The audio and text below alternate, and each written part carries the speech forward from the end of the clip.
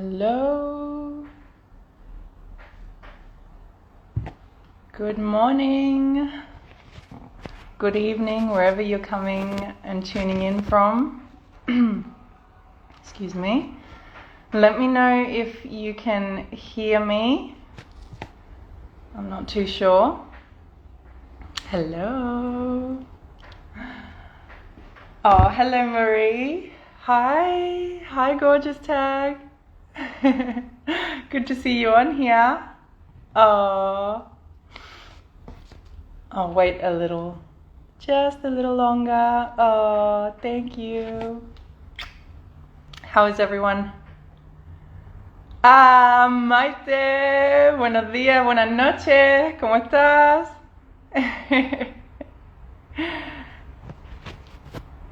Let me know if you can hear me well. Excuse me. It's early morning here. Hello. All right. I know that I'm just testing the waters here because on this platform, hi Marie, buenas noches. I'm actually very restricted with my content. It's been an ongoing thing, but lately it's been very pronounced. So we'll see how this goes. If there's a few of you that can actually tune in live, because I know it'll be quite hidden. Unfortunately, don't like what I share.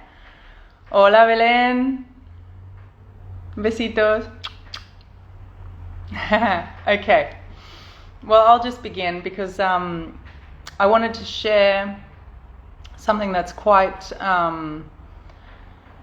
shocking to a lot of people. It might be quite shocking, but just maintain an open mind. And I know most of you that follow me do have a very open mind and are on their path of, evolution, constant and continuous evolution.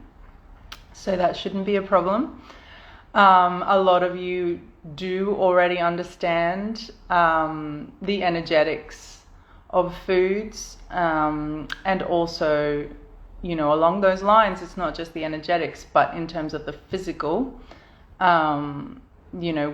what we should, as human beings on this planet at this time, be consuming, and what should we not be consuming, or perhaps really reducing to a minimum, to an occasion or occasional, right, in order to live not just ourselves in terms of health and heal and thrive, right, but also generations down, because as you may have heard me speak about before, we are not born clean slates. We don't just appear as a baby with pure perfection, 100% human health. We all come from our parents who came from their parents. We have trillions of cells within us, and each cell has the genetic blueprint of the previous one, of the previous generation. So each human at time of conception was given one cell, one genetic cell from each parent, and that is what we begin life with. Now, the reason why we see, and I've talked about this before, the reason why we see so much more disease, so many more manifestations of symptoms and disease and issues, health issues, mental issues, emotional issues, whatever the case may be on any level, we see a lot more of that, at a younger age than previous generations.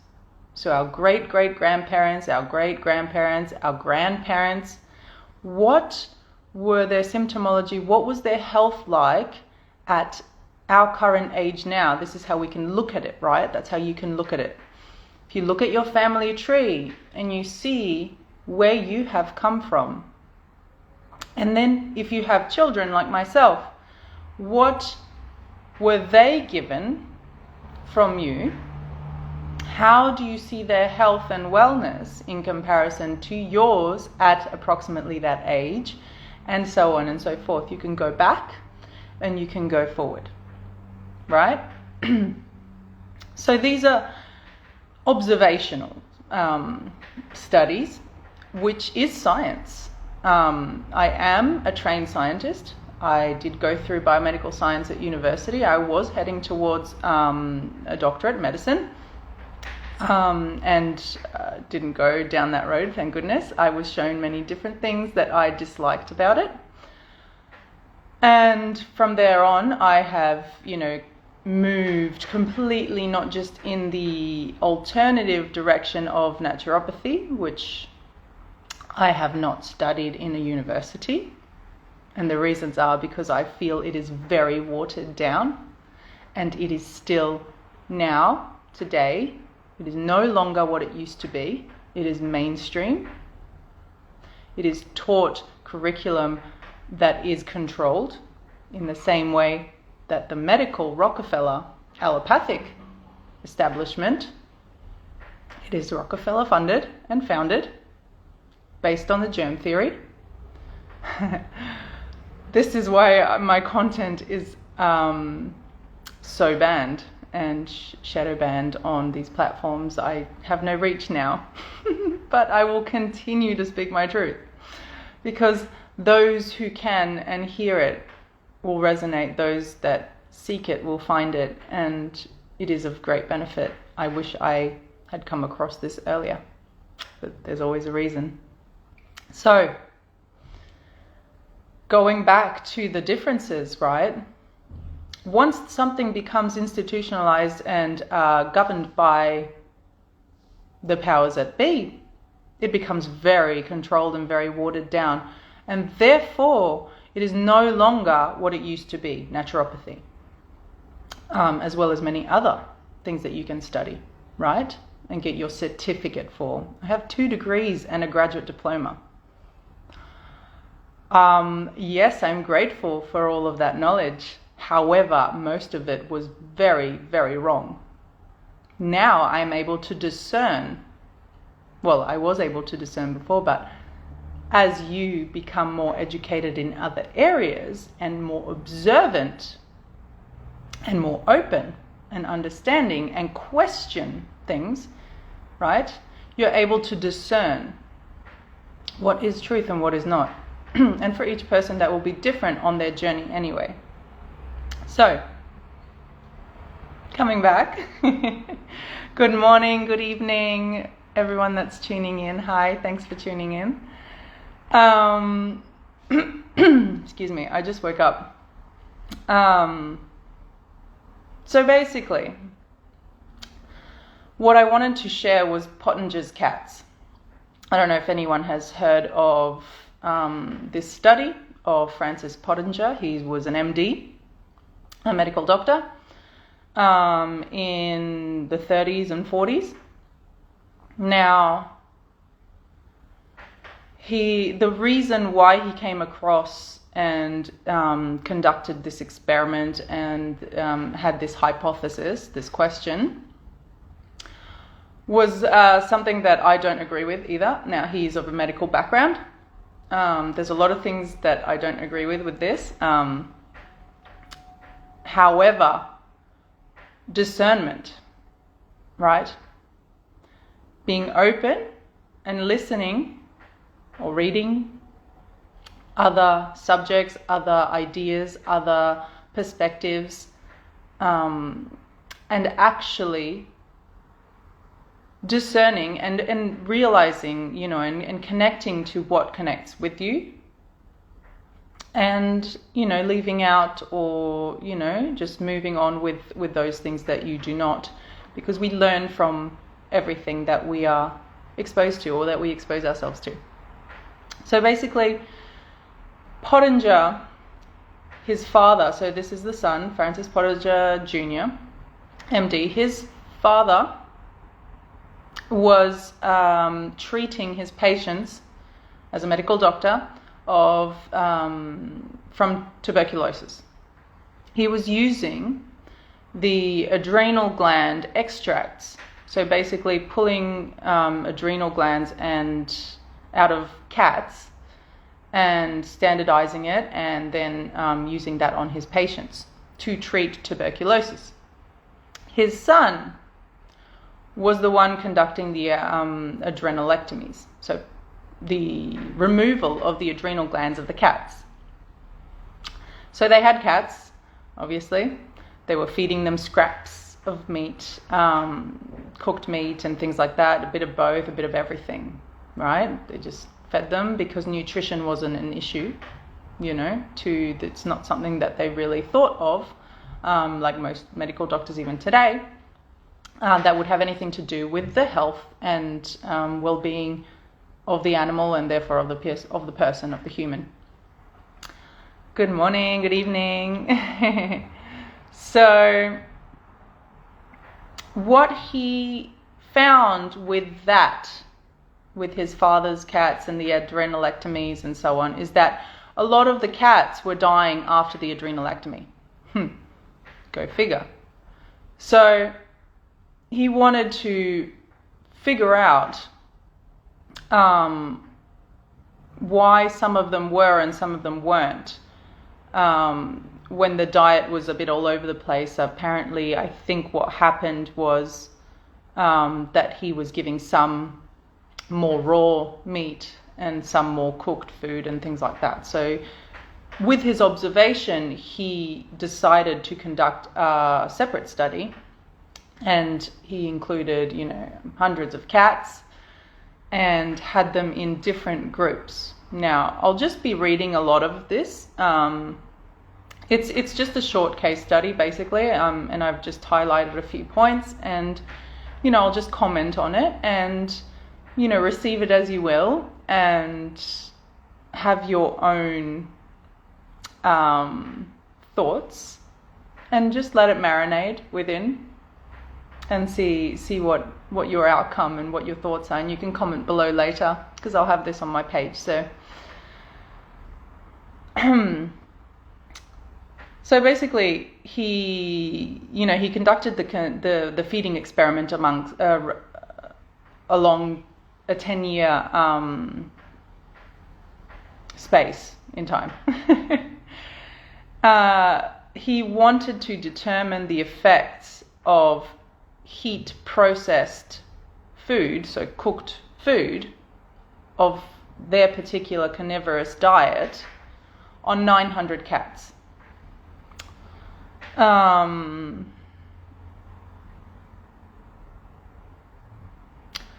But the study doesn't just reflect, and this is where I will also comment, and you will comment as well, that it doesn't just have to do with carnivorous cats, with particularly just cats and their diet, but all beings on this planet, whether they are carnivores, omnivores, herbivores, or frugivores, which is what I believe we as human beings are closest to.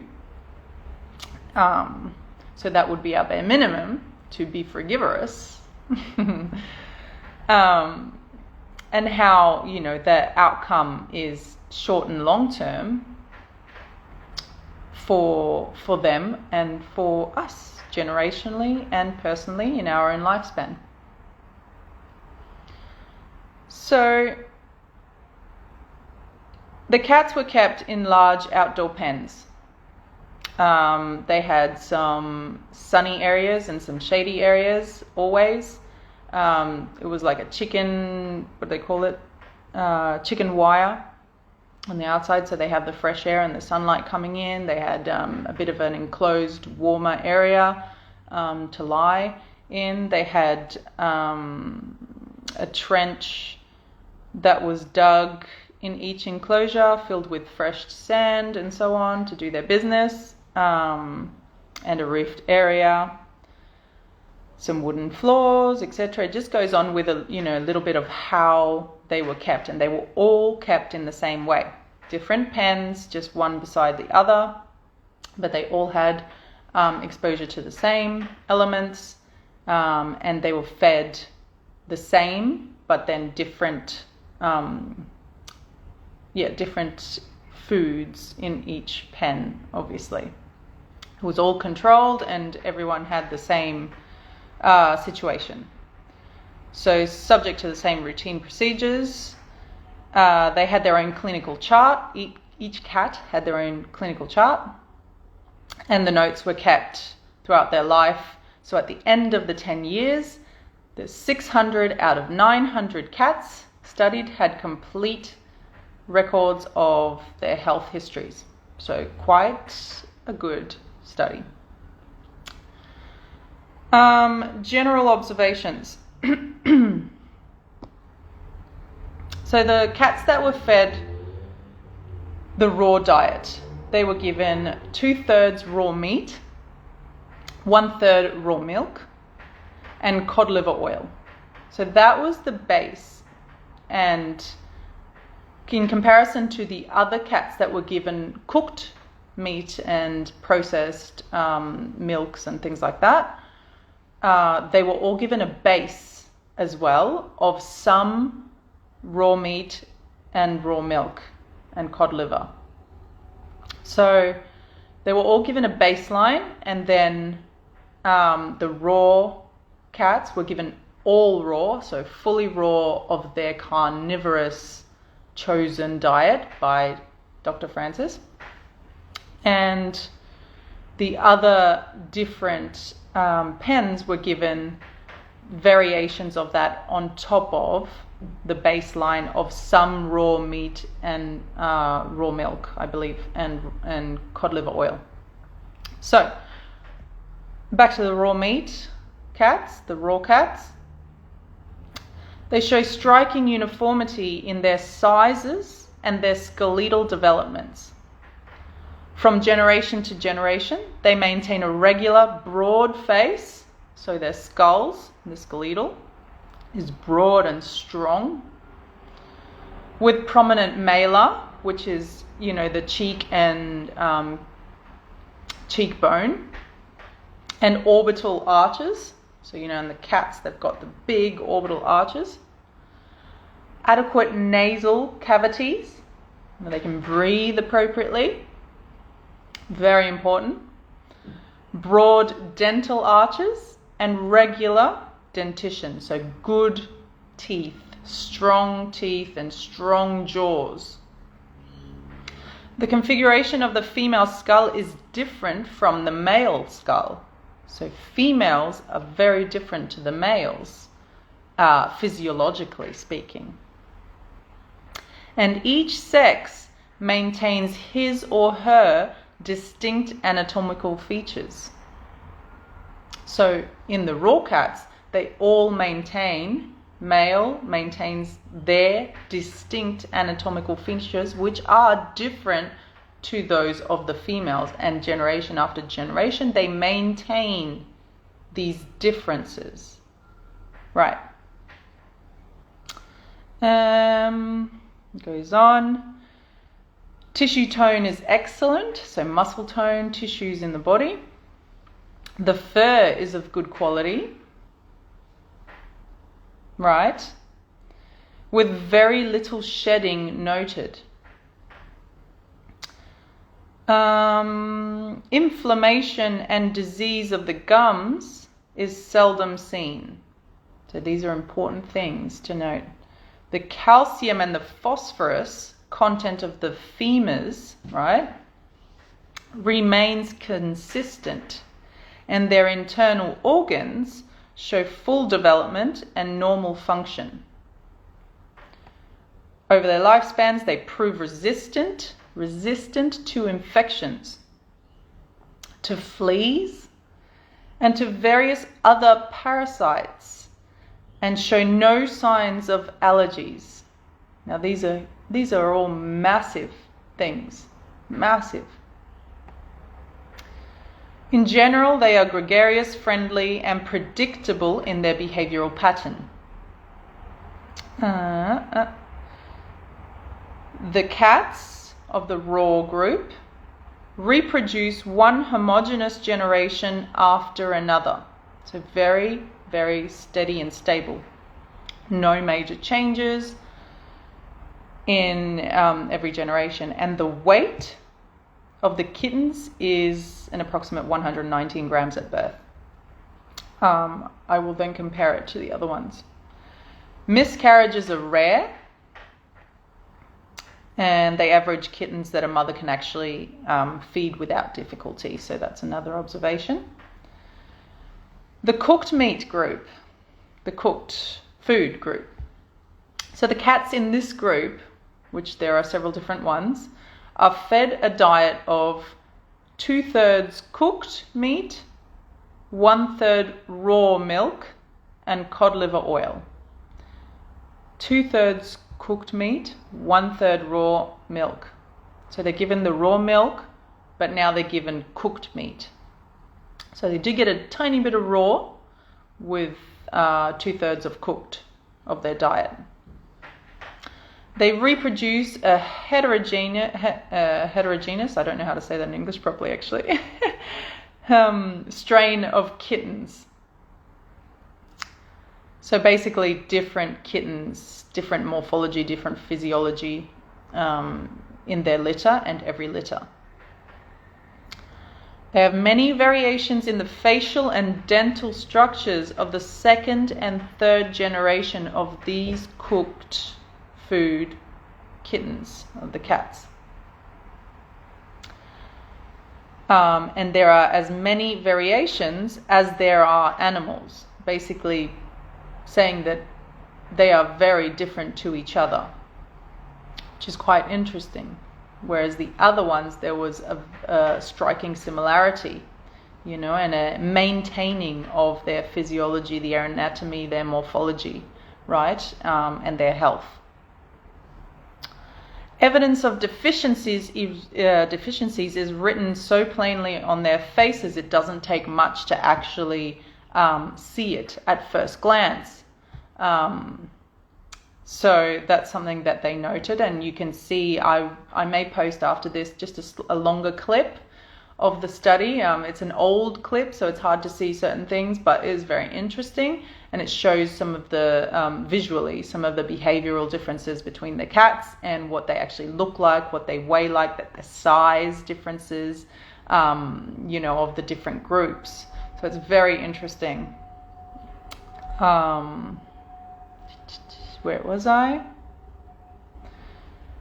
So, it is noted, and you can see which ones have the deficient nutrition. Now, isn't that interesting that even the study will, talks about the deficient nutrition, when the nutrition itself, in the way that we are taught nutrition now, is that it doesn't matter whether you eat it cooked or not, right? That the nutrition is the same. So, cooked eggs, cooked meat, cooked veggies, whether you're vegan, vegetarian, pescatarian, or, omnivorous, they don't talk about the aspect of cooking voiding it of nutrition. And this is exactly what this study talks about. Which is it's why it's so huge. It is very huge. If you can actually really feel into it and see it and have it come into you, basically. The long bones of cooked meat cats tend to increase in length and decrease in diameter. So they might get longer bones, but they're not as strong. They decrease in diameter. They're thinner, right? It talks about the trabeculation, the internal structure of the bone. It becomes coarser and shows evidence of less calcium. In third generation, some of the bones become as soft as rubber. And the true condition of osteoporosis imperfecta appears. The inherited condition in which bones are abnormally brittle and subject to fractures. That's osteoporosis imperfecta. So, heart problems, nearsightedness and farsightedness, problems with the vision, underactivity of the thyroid or inflammation of the thyroid gland and hyperactivity. Infections of the kidney, of the liver, of the testes, of the ovaries and of the bladder. Arthritis and inflammation of the joints. Very, very common, all of these issues today. Inflammation of the nervous system with paralysis and meningitis. Not just caused by drugs and injections, right? There's a very insidious yet widespread and daily and almost hourly ingestion of quote unquote foods and drinks, right, that we put into our body constantly and daily and habitually, unknowingly poisoning and causing toxicity to ourselves and to our future generations. It's not just the jab, it's not just the pharmaceutical drugs. It is way more insidious. The lies are deep. But the answers are clear in the face and we can reverse things. So this is the beauty. Once you understand where it all comes from and why we are so unwell as a society and generationally getting worse and worse and weaker on every level, we can and do reverse it. And this is what this study also shows. So, good morning and good evening, those tuning in. I'm seeing and I'm noting that I'm not having much reach today because, as I said earlier, I'm very restricted on my account due to the content that I share, but I will keep sharing as much as I can. The issue is that, well, this is not just my passion and my sole purpose, but it is also my source of income, and they are very much squashing or trying to squash me. But they won't get there. So if you are enjoying this, please share with friends, with loved ones, comment, like. It would help me greatly as well, because this platform has squashed me quite a lot lately, and I can see it happening. So continuing with the cooked group, the cooked diet, cats. A decrease in the visceral volume is evidenced by the diminishing size of their thoracic and abdominal cavities. So basically they're getting smaller, and you can see this when I will post the next little IGTV clip of it's an old clip. You can see the differences. It shows, images of the cats of the different groups and their generations down and what they look like and how they behave under the different diets. And it is very striking. So they are smaller cats. Generation down, they become smaller. Now it's interesting, right? You parallel that to the humans. Frank infections of the bone appear regularly and often appear to be the case of death. By the time the third deficient generation is born, the cats are so physiologically bankrupt that none survive beyond the 6th month of life, thereby terminating the strain, terminating that line of cats, that family tree. Now, we may think, right,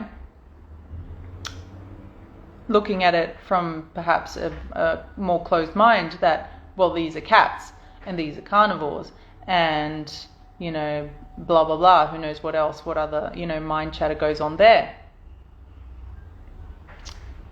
What does that have to do with us and how we eat? And we're not the same and blah, blah, blah, right? A lot of people do compare themselves to carnivores and eat like carnivores with cooked food, by the way. But also omnivores and do the same thing. They eat mostly cooked. And they eat their meat cooked, which makes no sense, does it? Because if we were true carnivores or true omnivores or true herbivores, like cows and ruminants, the horses, right? Then we would really enjoy eating those animals in their natural state, alive, pulsing with life force. We would like to grab the chicken and eat it as is, with our bare hands and teeth. However, that is not the case. We cook it, correct? And what happens when we cook things? This is what we're talking about now. So I'm going to repeat that again because this is massive. What do you believe the agenda is? And is it just, this is where I got caught up several years ago, this is where I started my research, was with the injections, right? That's how it started for me. So injections, then drugs, pharmaceuticals and things like that, and toxicity that was external. But every day of my life, I was bringing in, unknowingly, toxicity of a different kind, right? What is it?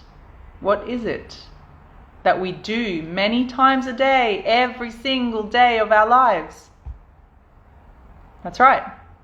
We eat, we consume, we ingest, whether it's food, whether it's drinks, we inhale things, and we absorb things on our skin in the same way, right? There's people out there eating raw meat. Yes, there are. And to be honest, I don't agree with eating meat whatsoever, because I don't believe that we should as a species. We are not designed to, right? And we don't do well with it. We haven't done well with it. However, if you really believe you should eat meat, then go and get your zebra. If you are a lion, go get your zebra and chomp on that rump. Go ahead, be my guest. Because at least you are taking in something that is in its natural state. It is hydrated. It is alive. It is pulsing with energy. It is still pulsing with life force. Right? It hasn't been killed. Well, you will kill it as you're eating it, clearly. However, it has not been void of its life force. It has not been void of its hydration. It has not been altered chemically and physically through its bonds and changes in chemistry by us. Oh, thank you, Rosie. So these, if it be my guest, you want to eat some meat, go for it. Wouldn't you prefer to do it in its natural state if you believe that this is how you're supposed to eat? Well, we know that cats, and a lot of people know that, they're carnivores, don't do well, or zoo animals. This is a known thing, and this is probably from this study in particular, as well as Weston Price. We all know about Weston Price and his, dental study of tribes that, were given Western diets and their changes and their disease. You shouldn't think that you need meat and then cook the meat. it makes no sense whatsoever. So that's my personal opinion, and I'm going to go with it for myself because it's working well. So again, frank infections of the bone appear regularly and often appear to be the case of death by the time the third deficient, so the third generation of cooked food cats, they're so physiologically bankrupt, these are his words, verbatim, that none survive beyond the 6 months of life, thereby terminating the strain. Oh my God. If you believe in what the agenda is, and again, it's not just right? What are they trying to do? Depopulate? What are they trying to do? Terminate certain strains? How are they doing it? Well, you don't even know that they're doing it. You could avoid all those pharma drugs you desire, and you will still be contributing to your own strain termination without knowing it. This is huge. In the same way, just remember, this all sounds very morbid, but by knowing this, you can reverse this, and this is what I'm talking about. Very simply, you can halt the situation within your own lifespan, you can improve your own health, and then the health of your generations down the line, your offspring, your babies and their babies, and the state of health of the planet, right? So a study of the microscopic sections of the lungs, second and third generation cooked cats, the deficient cats, show abnormal respiratory issues. How common is that right now? Honestly, I'm trying to keep my own calm, right? And understand that there is a reason for all of this that's happening in the world and the state of health that we are in and where we're going. But we all have a choice, and it needs to be known, because if we don't know, we don't have that choice. It's not a choice that we are given, right? Knowing is power. So we see lung and respiratory issues. Hyperemia in the lungs. Some edema and partial atelectasis. Actually, I don't know what that is. Incomplete expansion of the lungs at birth. There you have it. Incomplete expansion of the lungs at birth. So they start off not as clean slates, right? What we were talking about. While the most deficient cats show bronchitis and pneumonitis, which is the localized acute inflammation within the lungs, without toxemia, so there's no, toxemia apparent, it just is, and they don't know why. In several cases, a hypothyroid condition exists with the thyroid gland showing scanty colloid and small acini. I think it's said like that in English. The plural of acinus, one of the small sacs in the gland lining with secreting cells. Yes, so the secreting glands of the thyroid. Again, not observable in raw meat-fed cats. So the raw cats do not show any of these issues above that I've just mentioned. That is huge. Where does disease come from? Medical establishment says, I don't know, it's genetic. Well, that's partially true. However,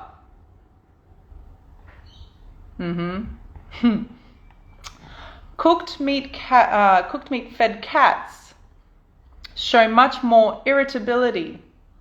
Some females are even dangerous to handle, so behavioral changes are massive.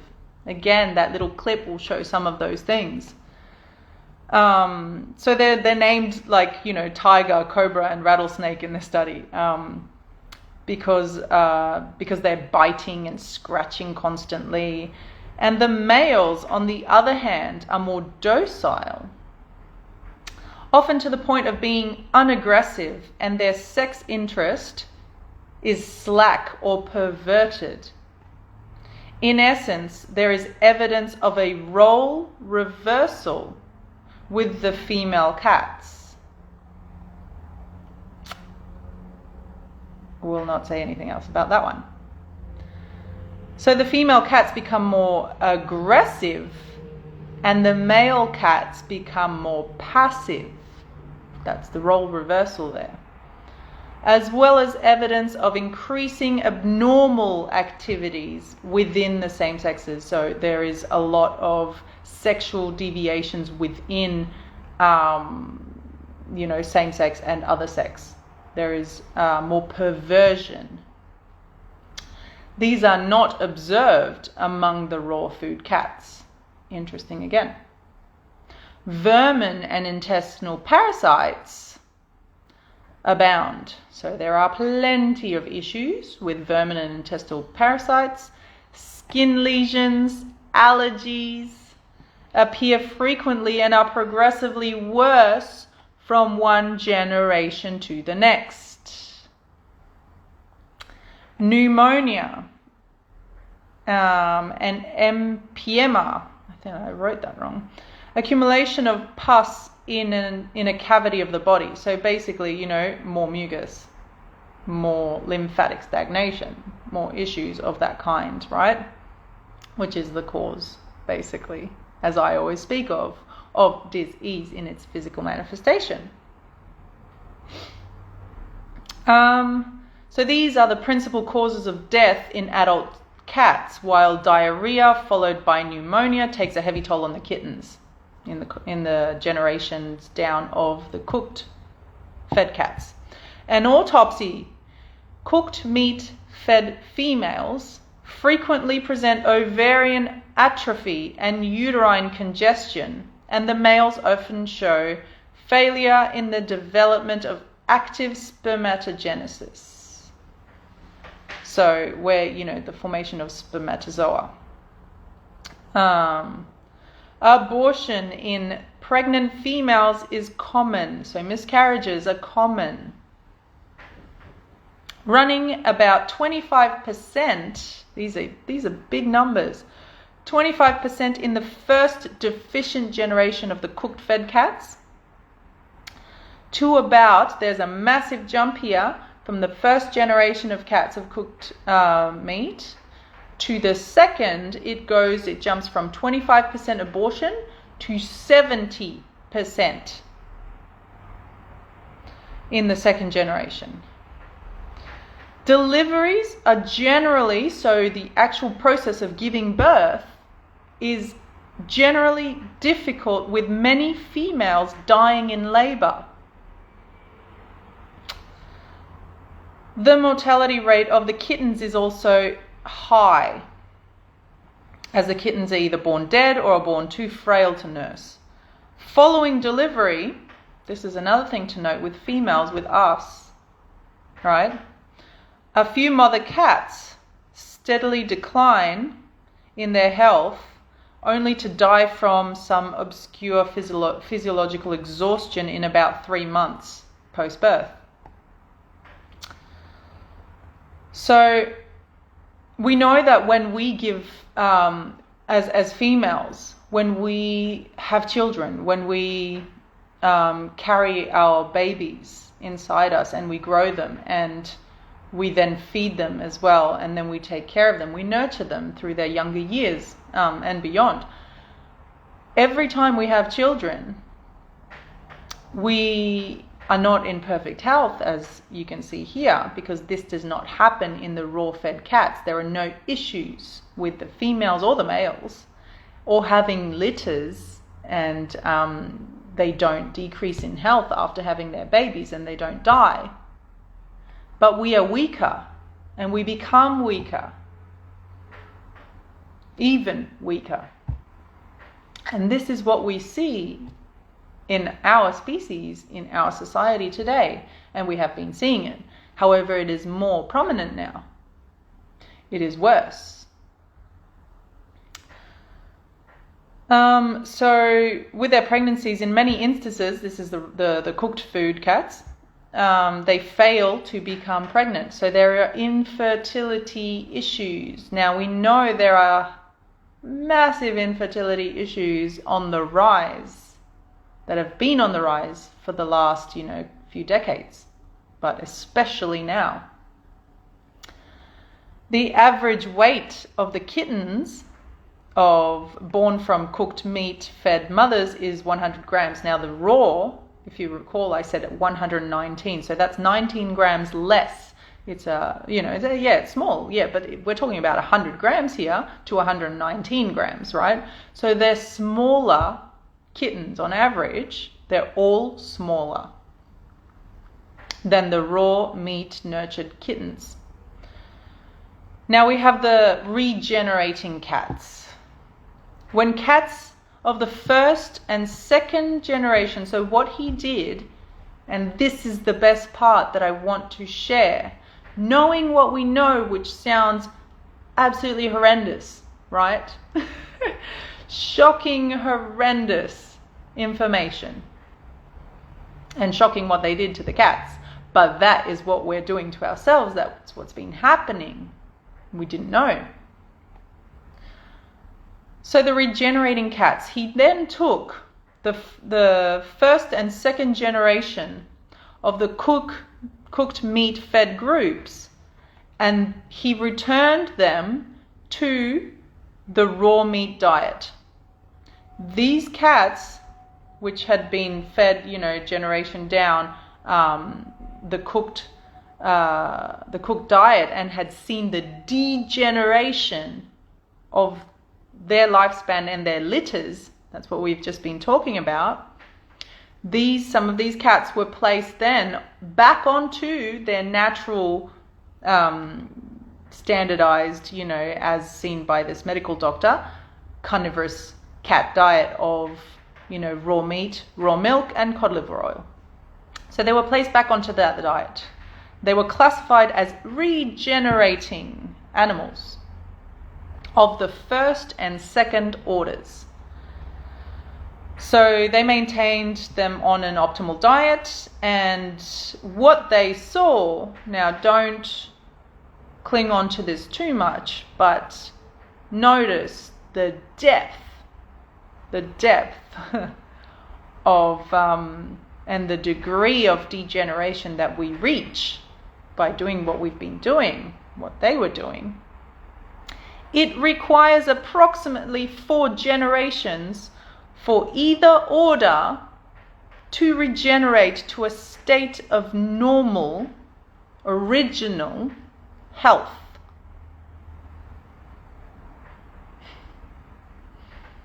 Four generations. Now, they had some issues with that, and it's probable because there weren't so many cats. It's not like a massive amount. It is big, but it's not massive, right? And a lot of those second and third order, the third generation cats that were then, flipped to regenerating cats, had already a lack or an inability and reduced ability to reproduce in itself. So it was already, it's a bit of a difficult situation in itself to reproduce, and see how that helps generations down the line. So there's a note there from myself, and my thoughts on that. But as you can see, when people, hola, aloha, thank you for tuning in. As we can see, there are so many people, and especially now, right, we see that, but throughout, that say that they've tried a certain diet for a certain amount of time and it just didn't work for them, and they started to, they went back onto, some cooked veg, and then they start, delving into other cooked foods, and talking about deficiencies and still needing to eat certain foods that are of the omnivorous or carnivorous diet, and saying that they feel better and so on. So, and talking about also, being of a different tribe, generationally speaking, that, we are not, yes, we are of the tropics, I get this a lot. We are all, we believe that we came from the tropical species, and perhaps we should have been, and we were at some stage, fruity and raw and divine in that way, and ideal because of the state of the environment that we were in. But then we, some of us moved to different areas on the earth, which is perhaps true, and we stayed there for the last few generations, and we adapted, quote unquote, to different diets. I always say that I do not believe this to be true, that we did not adapt. We can survive on many different, quote unquote, foods. However, the issue that we are finding, and that these people are finding when they are switching diets constantly, when they go when they go up the path of what I call light, and actually evolving and regenerating themselves and their tissues, right? Just like the cats, we are regenerating by removing meats and cooked foods that do not, I believe, belong in our body, right? Even at this point in time, right? In society, it's not ideal that you live in the cold. It's not ideal that we live in a place where the food is not grown completely appropriately, etc., right? But in saying that, the fact, and this is what this shows, that we are so generationally unwell, we may not be able to regain the health of our ancestors in one generation.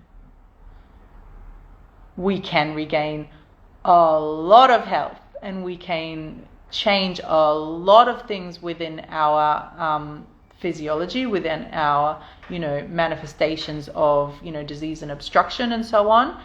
But there are things that perhaps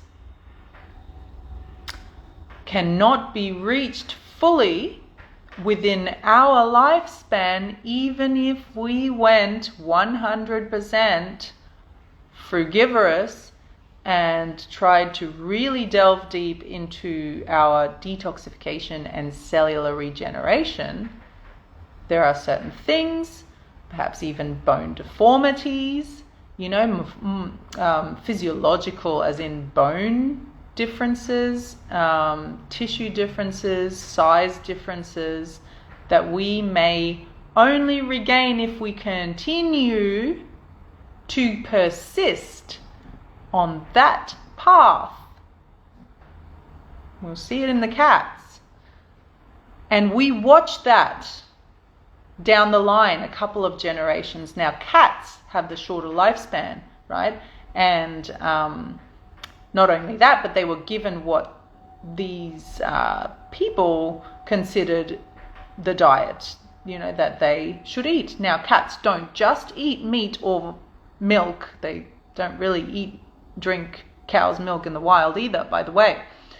And cod liver oil, well, only if they eat the fish raw, if they catch a fish. However, they also eat other foods of different kingdoms, the plant kingdom, even some fruit and things like that. It's not a big part of their diet, but they do have different things, and they do go for herbs and grasses, if you've ever had a cat, when they're feeling unwell. In the same way that most animals will find and seek different medicines, natural medicines within the wild to assist them. So none of that was given to these cats, even in the regeneration cats. Now, when I assist people in healing and I assist people on their journey to true health and vitality in the way that I understand and I know can happen and does happen, we use the flooding of our vessel of the correct frugivorous diet as much as possible, right? The correct hydration and energetics, alkalization, electron-rich diet of raw foods, at least, it's a bare minimum. And the botanical kingdom, the powerful herbs,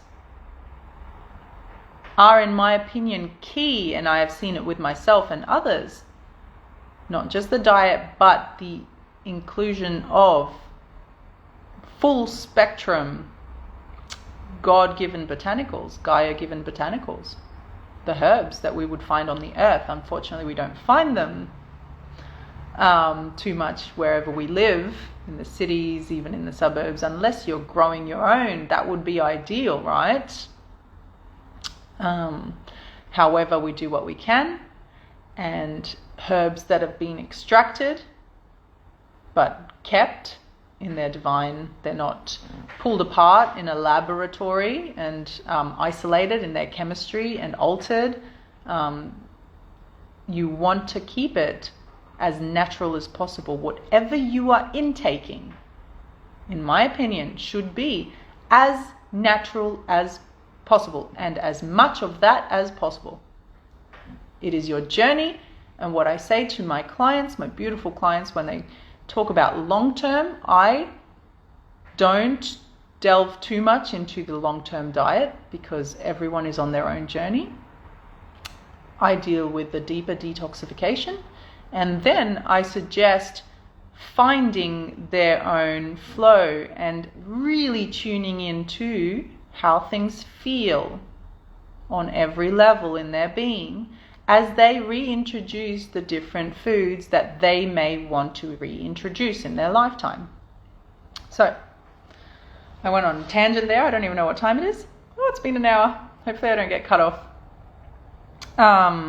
If I do, I'll just jump on again, possibly for a few more minutes. So, regenerating cats. When the cats of the first and second generation cooked meat-fed groups are returned to a raw meat diet, they are classified as regenerating animals of the first and second orders.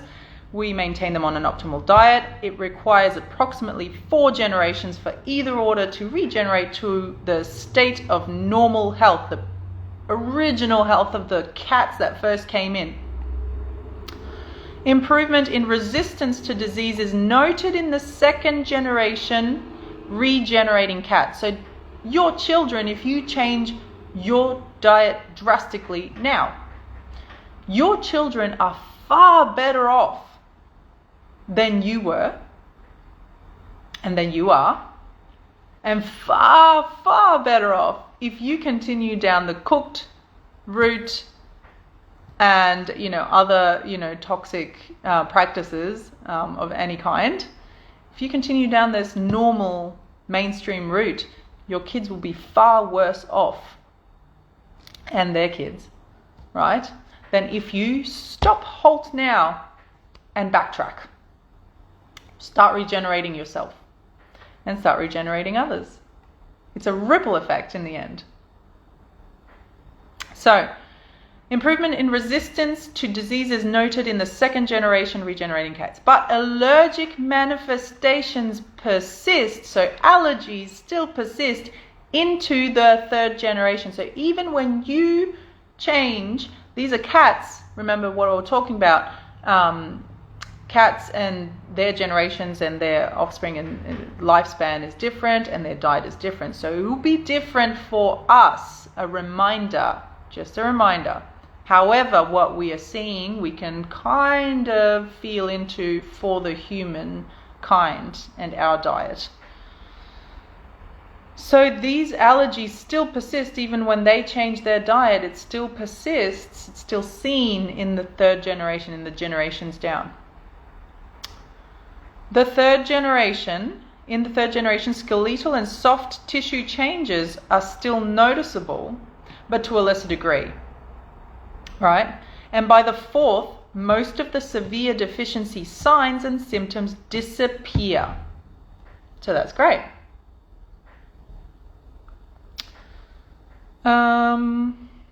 They then go on and talk more about the reproductive efficiency that is so reduced.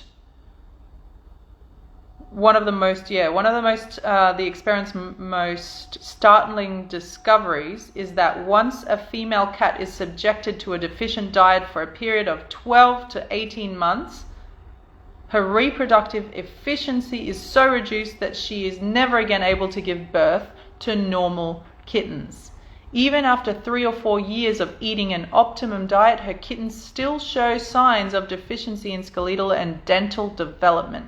When her kittens are maintained on an optimal diet, a gradual reversal and regeneration takes place. There is always regeneration that takes place, even in this study. What we do and how we heal and how we can heal, we have more tools, we have more available options than just the raw, in this case it's raw meat and raw cow's milk for some reason and raw cod liver oil. That's all they're given. However, that's not the full spectrum of a cat's diet, of a carnivorous diet. And it's not even probably the right diet fully. Right? So perhaps if they were given different things and they were able to access certain things like different food groups, like, certain herbs that they naturally go to and certain fruits perhaps that they also touch on and different, from the different kingdoms, they intuitively and instinctively know how to heal certain things anyway. But they were not given that option because it's a very controlled experiment, right? Now with us, not only have we been eating the wrong diet, we are from the wrong, we're not even eating our proper frugivorous diet, and we haven't been for a very long time. We look at tribes, right? Everyone goes back to the tribes and how well they had it. They mostly, and depending where they were in the world, right? We know the blue zones eat pretty much a plant-based diet with a very, very minute amount of animal source food. And a lot of their intake is raw fruit and veggies or very lightly steamed or cooked veggies and, that tiny little bit of protein. So these are, if any, these are the blue zones. Vilcabamba. There's areas in Japan, there are areas in the different areas. These comparisons, right, with humans and their tribes and the ancient ways of eating as we know them, as they've been written, because history is also controlled. Correct? Why and who is history written by? So, when we see the differences between the blue zones, for example, and the so-called adaptations of different tribes in different areas, such as, the Inuits, and the freezing cold climates. And they're like, well, my ancestors ate a lot of meat, therefore I am required, because my blood type, because my ancestry, whatever, I require meat. Do you really? Do you really think that we have adapted physiologically, internally, to be fueled efficiently, so much so that we now look like a carnivore or an omnivore on the outside, but also on the inside internally? Do you really think, and do you see that has happened in any way? Because if you cut up a body, if you have gone through pre-med or medical school and you've cut up a body, which I have seen, and you see the physiological differences, there is no difference. We may look different on the outside, and we may have anatomical, physiological differences on the outside, as in we look different, we have different eye color, skin color, hair color, and we were talking about the differences, right? Massive differences in this study of the raw versus the cooked, and how much the raw did not change, but how much the cooked completely heterogeneously completely altered every single individual, being different to each other. And perhaps that's not how it should be. But they did not change. The cats were not adapted. Generations down were not adapted to the cooked meat. Because when they were put back onto their raw diet, they start to regenerate, and their kittens are way better off. And generations down, they heal completely or almost completely back to what they were in the original cats. To think that we have adapted to a different food source in a different altered chemistry, I'm sorry. It is an insult to our divine intelligence. But we are seeing the repercussions, and we must learn. So I guess, in a way, as everything, what is negative and what is positive is just the perception. We need both. And perhaps sometimes it is the negative that actually catapults us into change, right?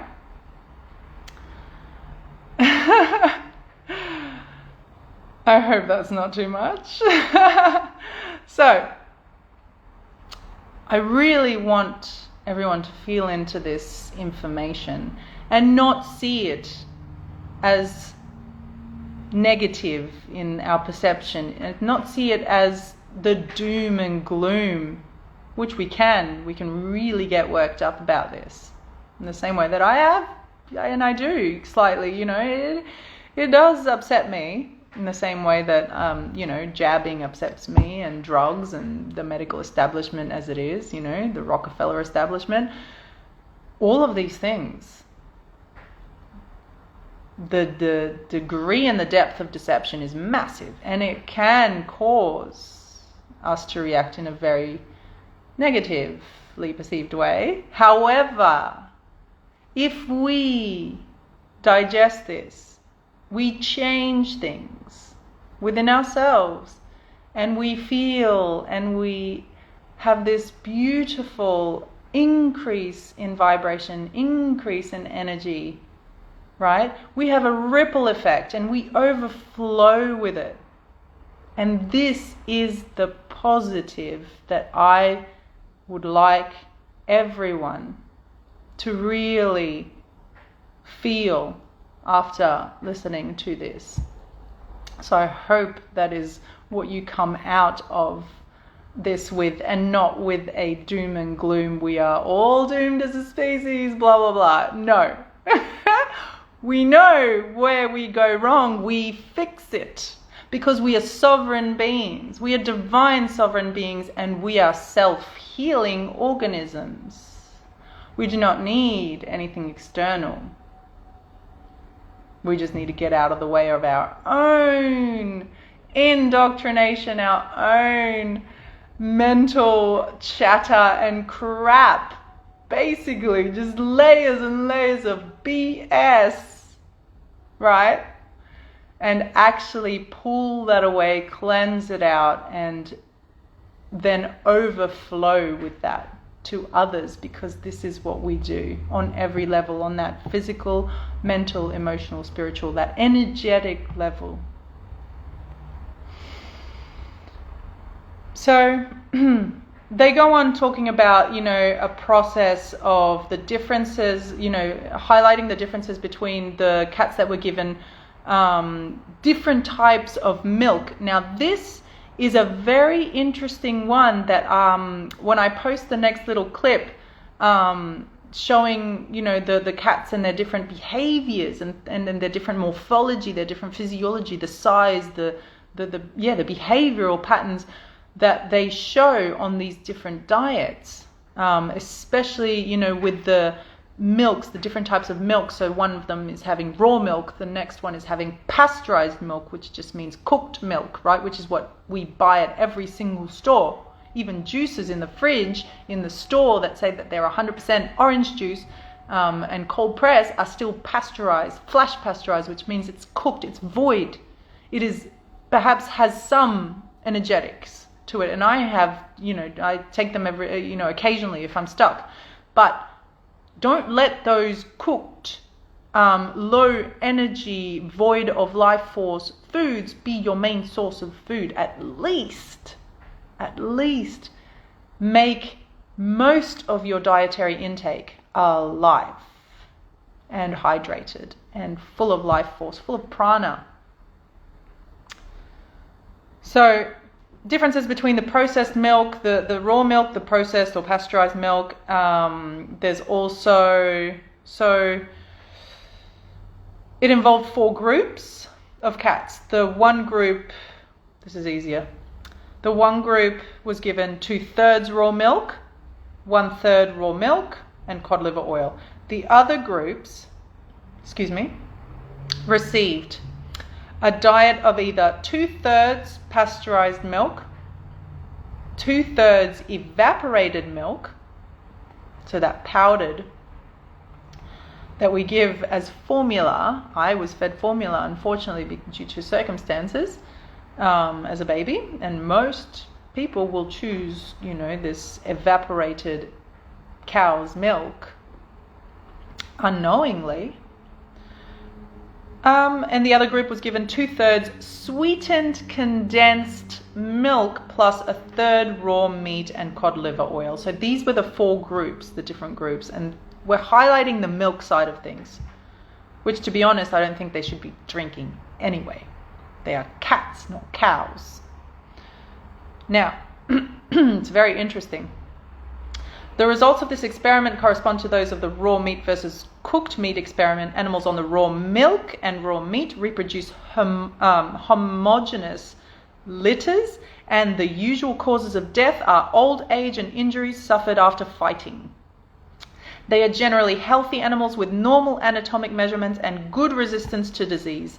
Their fur is good quality and with notable sheen, and they show no signs of allergies. The cats fed pasteurized milk as the principal item of their diet show skeletal changes, lessened reproductive efficiency, and their kittens present progressive constitutional and respiratory problems, as is evident in the first, second, and third generation deficient cats eating cooked meat. So they degenerate actually slightly faster with the increased amount of cooked milk. Cats fed evaporated milk, so that powdered milk, show even more damage than the pasteurized counterparts. The pasteurized are flash heated. While the most marked deficiencies occur amongst those fed sweetened condensed milk, so milk with sugar, cooked milk with sugar. The cats on sweetened condensed milk develop much heavier fat deposits and exhibit severe skeletal deformities. They show extreme irritability and pace back and forth in their pens. So you see noticeable behavioral changes, and that is shown in the little clip that I'll post later. So that's the end of the review of that particular study. You can find the book online for the full study, and take what you will from all of that. Take it in. It's a lot of information and a lot of parallels that you can draw, right?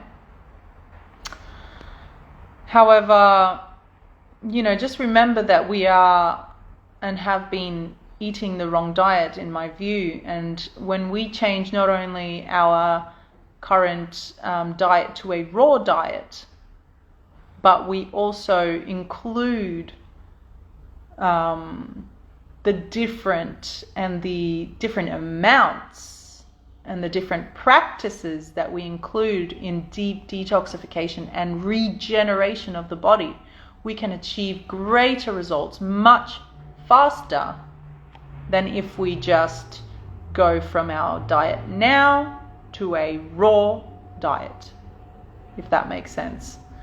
The use of different tools of fasting and feasting, of simply feasting and flooding the body of the right fruits, for example, mostly fruits, but mainly raw, all raw, mainly fruits, super hydrating, super alkalizing foods, the avoidance as much as possible of other toxic components, other toxic situations, injected, ingested, inhaled, absorbed. And we flood the body with the right things. And we also include the incredible and potent herbs, botanicals, God-given, Gaia-given, divine botanicals and divine fruits of the highest order, the highest frequency, the higher consciousness foods, higher energetics. Then we will see more and greater regeneration within ourselves as human beings, in our own lifespan, but also quicker regeneration and quicker return to our natural, perhaps stronger, broader, and definitely healthier and more vital physiology, external and internally. So that's what I wanted to share this morning. Let me know your thoughts. Once I've posted this, you can add in some comments, because I believe that I can't see the comments that have been placed here after the live. Share, like, comment, support, because what I share has been on this platform and other platforms severely restricted. I am severely restricted. Usually if I had done the live, and I was already restricted back then, the first live that I did have quite a few more people watching, and yeah, it's quite interesting how that works. There's just literally a handful at a time now being able to see this content. So it will be available on my page for later viewing. So if you'd like to share the knowledge, the knowing, and comment and let me know your thoughts, that will be absolutely amazing and appreciated. And I love each and every one of you. Overflow with that beautiful light. Don't let these things bring you into this vortex of negativity, because a lot of this can and has in the past, for me.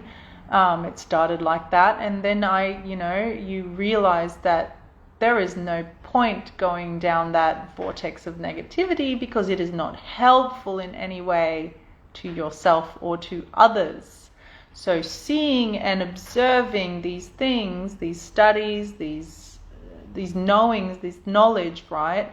Seeing and observing, and then taking positive, constructive action towards the improvement of self, and therefore ripple effect to others. Love you all.